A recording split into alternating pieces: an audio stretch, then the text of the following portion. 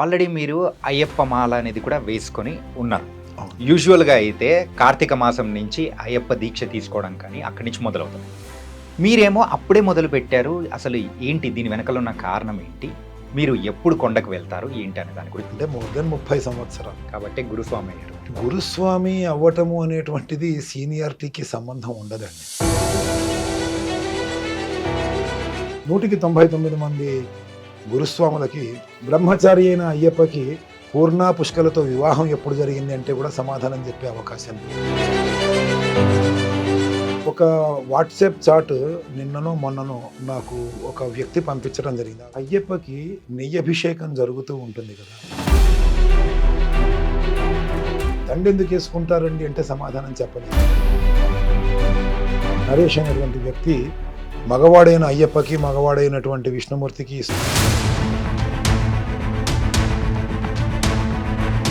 ఏంటంటే అయ్యప్ప స్వామి భక్తుల మూలంగా కూడా అక్కడ ఉన్న ప్రభుత్వానికి కోట్ల రూపాయల డబ్బులు అనేది కూడా వస్తుంది. కానీ అక్కడ అభివృద్ధి మాత్రం శూన్యం. కొండలని చదును చేస్తే ఇంకా లాభమే ఉంది.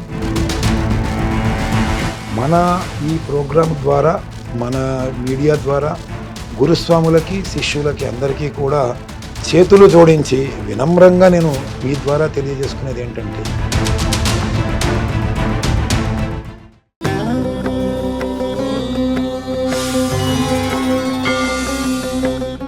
నమస్తే, వెల్కమ్ టు తత్వమసి కార్యక్రమానికి. సో ప్రజెంట్ ఇప్పుడైతే అయ్యప్ప స్వాముల దీక్ష ప్రారంభం కాబోతుంది. మరి ఈ అయ్యప్ప స్వామి దీక్షలు ఎవరైతే తీసుకోబోతున్నారో వాళ్ళందరికీ ఎలాంటి జాగ్రత్తలు తీసుకోవాలి, అసలు అయ్యప్ప తత్వం అనేది ఎలా ఉంటుంది అనే దాని గురించి ఈరోజు మనతో పాటు మాట్లాడడానికి డాక్టర్ భార్గవ గురుస్వామి గారు ఇక్కడ మనతో పాటు ఉన్నారు. మీకు ఏదైనా సందేహాలు ఉన్నా కానీ నాకున్న బోల్డని సందేహాలను కూడా ఇక్కడ తీర్చడానికి కూడా వచ్చేసారు. నమస్తే గురుగారు. స్వామి ఏ శరణం అయ్యప్ప, వందే మాతరం. యా, మరి స్టార్టింగ్లోనే మిమ్మల్ని ఒక ప్రశ్నతో మొదలు పెడదాం అనుకుంటున్నాను. ఏంటంటే అన్ని ప్రశ్నలే కదండి. ప్రజెంట్ మనం ఉన్నది సెప్టెంబర్లో. అవును. ఈ సెప్టెంబర్లోనే ఆల్రెడీ మీరు అయ్యప్ప మాల అనేది కూడా వేసుకొని ఉన్నారు. అవును. యూజువల్గా అయితే కార్తీక మాసం నుంచి అయ్యప్ప దీక్ష తీసుకోవడం కానీ అక్కడి నుంచి మొదలవుతుంది. మీరేమో అప్పుడే మొదలు పెట్టారు. అసలు ఏంటి దీని వెనకాల ఉన్న కారణం ఏంటి? మీరు ఎప్పుడు కొండకు వెళ్తారు ఏంటి అనే దాని గురించి తెలుసుకోవాలనిపిస్తుంది. చాలా మంచి ప్రశ్న, స్పాంటేనియస్గా అడిగారు. అంటే సమయాన్ని పట్టి అడగడం అనే ప్రశ్న ఉంటుంది కదా, అలా ఏదో ప్రీ ప్లాన్డ్గా కాకుండా ఉండేటువంటి ప్రశ్న ఉంటుంది. చాలా అద్భుతంగా ఉంది. యాక్చువల్గా దీక్షకి సరి అయినటువంటి సమయం కార్తీక మార్గశిర మాసాలు అయ్యప్ప దీక్షకి అనే విషయం ఎందుకు ఏర్పడింది అని అంటే, ఆ సమయంలో అయ్యప్ప దేవాలయం ఆ సమయంలో మాత్రమే తెరిచి ఉండేది కొన్ని దశాబ్దాల కిందట. అంటే నవంబర్ 15-16 తారీఖులలో మొదలెడితే జనవరి 15-16 తారీఖుల వరకు ఆ 2 నెలలు దేవాలయం తెరిచి ఉండేది. అందులో 40 రోజులు మండలానికి, ఇంకొక 15 రోజులు జ్యోతి కోసమును దేవాలయం తెరిచేటువంటి పద్ధతి ఉండేది. కాబట్టి ఆ సమయంలో దీక్ష చేసి యాత్రకి వెళ్ళినా దేవాలయం తెరిచి ఉండేది. ఆ సమయంలో అందరికీ అలవాటైంది. కానీ రాను రాను అక్కడ కూడా మార్పులు అనేవి మొదలైనవి. ప్రతి నెల సూర్యుడు రాశిని సంక్రమణం చేసే సమయంలో, అంటే దాదాపుగా 13, 14, 15 తారీఖులలో సూర్యుడు ఒక రాశి నుంచి ఇంకో రాశిలోకి మారుతూ ఉంటాడు. ప్రతి నెలలో 13, 14, 15 ఆ తారీఖులలోనే ఆ తారీఖులలోనే సూర్యుడు మారుతాడు. ఓకే. అందుకనే మనకి సూర్యుడు మకర రాశిలోకి వచ్చేది ఖచ్చితంగా 13, 14, 15 తారీఖుల్లోనే ఉంటుంది, జనవరి నెల. అంతకన్నా ముందు కానీ ఆ తర్వాత కానీ ఉండదు. ఓకే. ఆ విధంగా సూర్యుడు ఏడాదిలో 12 రాశులు మారుతాడు. ఈ సూర్యుడు రాశి మారినప్పుడల్లా కూడా కేరళ సాంప్రదాయము, తమిళ సాంప్రదాయము ప్రకారము అది చాలా విశేషమైనటువంటి రోజుగా పరిగణిస్తారు. ఎందుకంటే సూర్యమానముతోనే అక్కడ అన్ని కార్యక్రమాలు నిర్వహిస్తారు.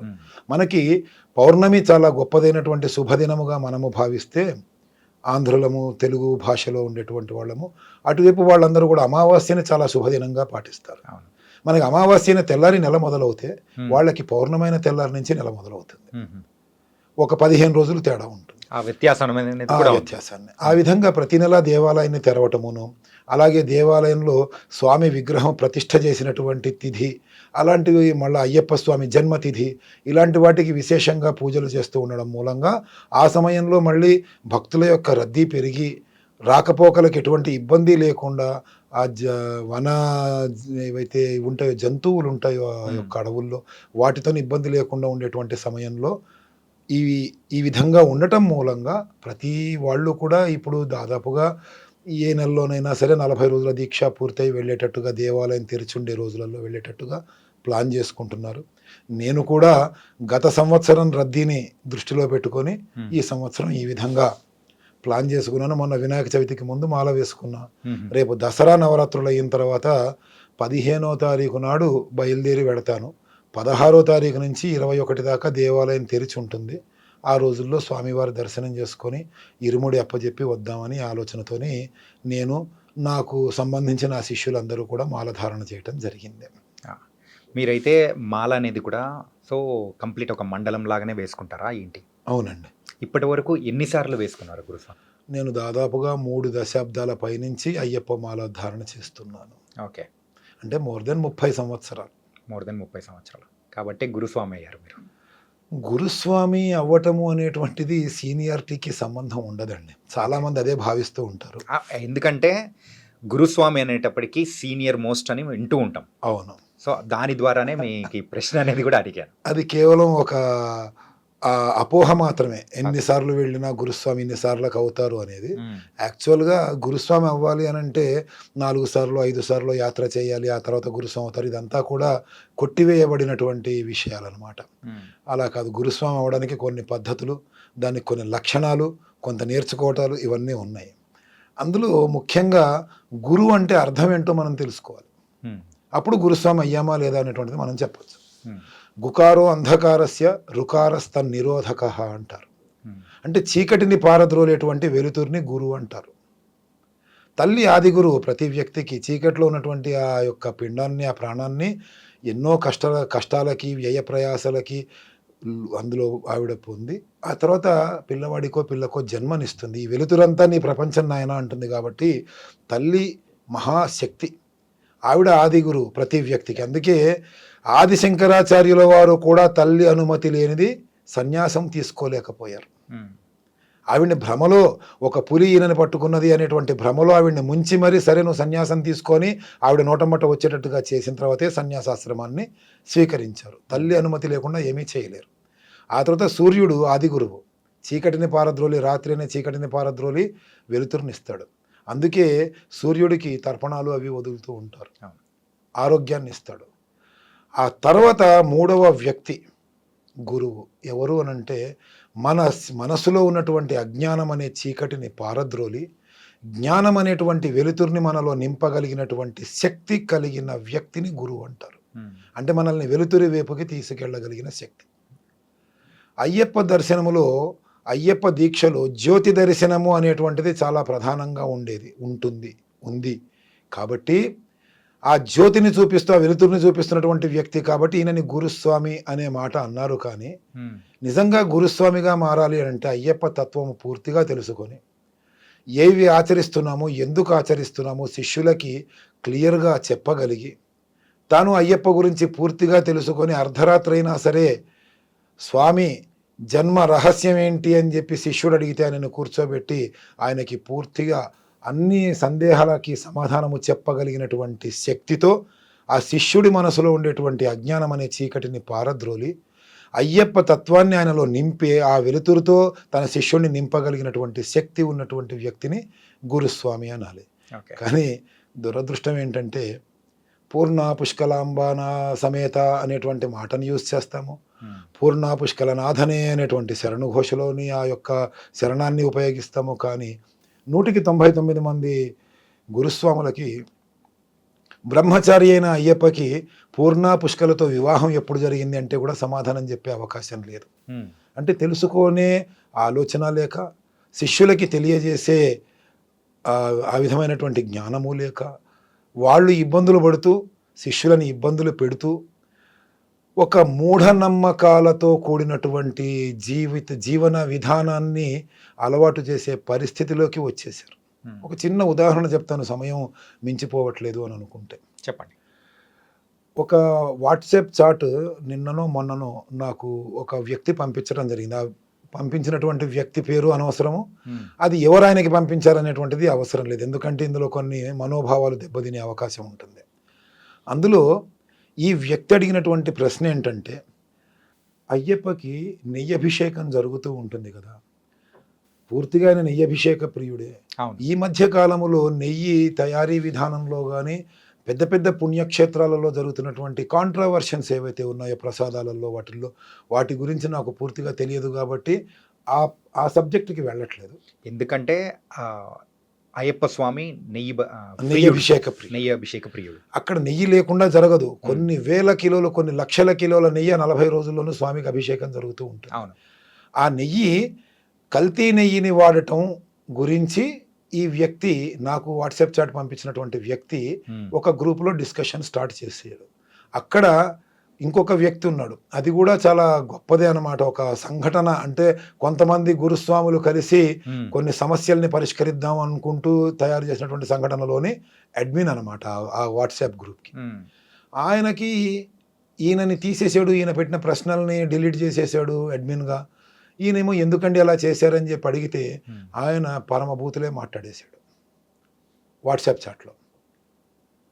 అందులో వచ్చినటువంటి విధానంలో నేనేంటి చూశానంటే, నేను 48 వాట్సాప్ గ్రూప్లకి అడ్మిన్గా ఉన్నాను, నాకు చెప్పేంతటి వాడివా నువ్వు అనేటువంటి క్వశ్చన్ అక్కడ పాయింట్ని చూశాను అనమాట. అంటే ఎన్ని వాట్సాప్ గ్రూప్లకి అడ్మిన్గా ఉంటే అంత పెద్ద గురుస్వామి కాదుగా. మీరు అన్నట్టు అసలైన గురుస్వామి ఎవరంటే, సో నిద్రలో అయినా కానీ తట్టి లేపితే, సో జ్ఞానాన్ని పంచగలిగే వాళ్ళే గురుస్వామి అవుతారన్నారు. కానీ అది లేదు అని అంటున్నారు.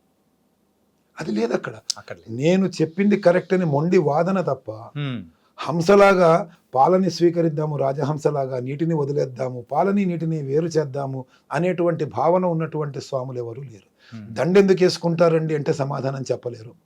పువ్వులు ఎందుకు చల్లుకోవాలండి అంటే సమాధానం చెప్పలేరు.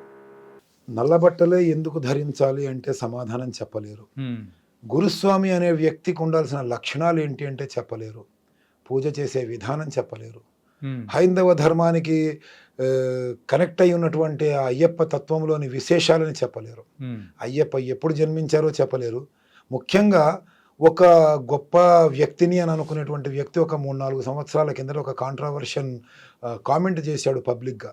ఉమ్, నరేష్ అనేటువంటి వ్యక్తి మగవాడైన అయ్యప్పకి, మగవాడైనటువంటి విష్ణుమూర్తికి ఈ స్వామి ఎలా జన్మించాడు అనేటువంటి విషయం గురించి తనకి తోచిన భాషలో తాను మాట్లాడాడు.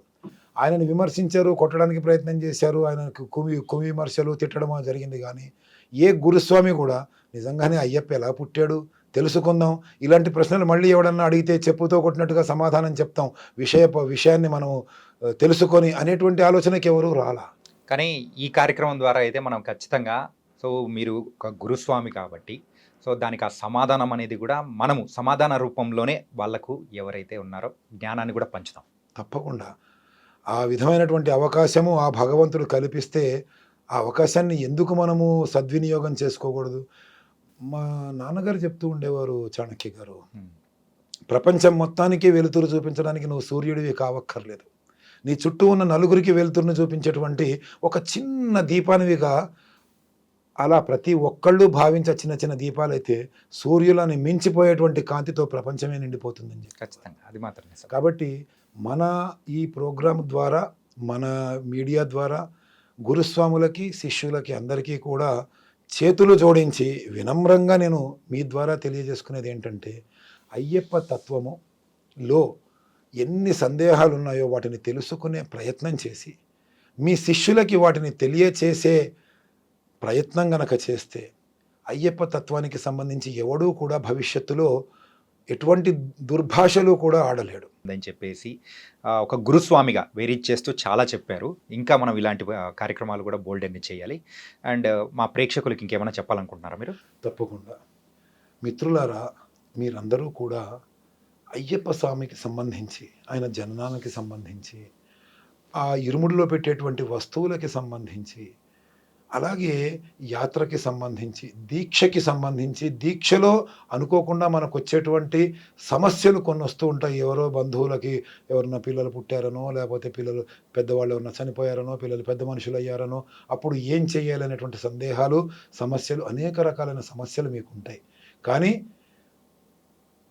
మంచి సమస్యలు, అందరికీ పనికొచ్చేటువంటి సమస్యలు ఏవైతే ఉంటాయో అలాంటి సమస్యలకి సమాధానము తెలుసుకునే ప్రయత్నం మీరు చేయటంలో తప్పులేదు. మీకు నేను ఉపయోగపడడంలో తప్పులేదు. కాబట్టి ఈ ప్రోగ్రాం కింద మీరు అలాంటి సమస్యలు ఏమన్నా ఉంటే ఆ సమస్యల్ని కామెంట్లలో పెడితే నేను నాకు తెలిసినంత వరకు మీ సమస్యలకి సందేహాలకి సమాధానాలు నేను చెప్పే ప్రయత్నం చేస్తాను. అలాగే నాకు తెలియనివి ఏమన్నా ఉంటే నాకన్నా గొప్పవాళ్ళు, నాకు గురుతుల్యులు ఎంతోమంది ఉన్నారు ఈ సందేహాలకి సమాధానం చెప్పేటువంటి వాళ్ళు. వాళ్ళ ద్వారా తెలుసుకొని నేను కూడా కాస్తంత జ్ఞానాన్ని సంపాదించుకొని మీ మూలంగా ఆ సందేహాలకి సమాధానాలని మీ దాకా చేరవేసేటువంటి ప్రయత్నం చేస్తాను. కాబట్టి మీకేమైనా సందేహాలుంటే తప్పకుండా కామెంట్లలో పెట్టి నన్ను ప్రోత్సహిస్తారని, హైందవ సేవకుడిగా, అయ్యప్ప భక్తునిగా ఈ సేవ చేసుకునే అదృష్టాన్ని నాకు కల్పిస్తారని అందరినీ కూడా ప్రార్థిస్తూ ఉన్నాను. వందే మాతరం. జై Hind. Thank you so much గురుగారు. ఏంటంటే అందరికీ కూడా అయ్యప్ప మాల యొక్క ఎలా వేసుకోవాలి, ఏంటి, అండ్ దాంతోపాటు ఇంకా బోల్డన్ని అంటే సమస్యలు కొన్ని ఉంటాయి. సో ఆ సమస్యలకు సమాధానాలు కూడా మీ దగ్గర నుంచి తెలుసుకుంటారు. ఆ కామెంట్స్ ఏదో వాళ్ళ ద్వారా కూడా మరి మీకు మేము తెలియజేస్తాము. Thank you so much. నమస్కారం. అయ్యప్ప మాలకు సంబంధించిన సందేహాలు మీకు ఏమైనా ఉన్నాయంటే కామెంట్ బాక్స్లో ఆ కామెంట్స్ను కూడా మీరు షేర్ చేశారంటే ఖచ్చితంగా వాటికి మంచి మంచి సమాధానాలు మన గురువు గారు తెలియజేస్తారు. మరో కార్యక్రమంలో మళ్ళీ కలుద్దాం. అంతవరకు take care. This is your Chanakya.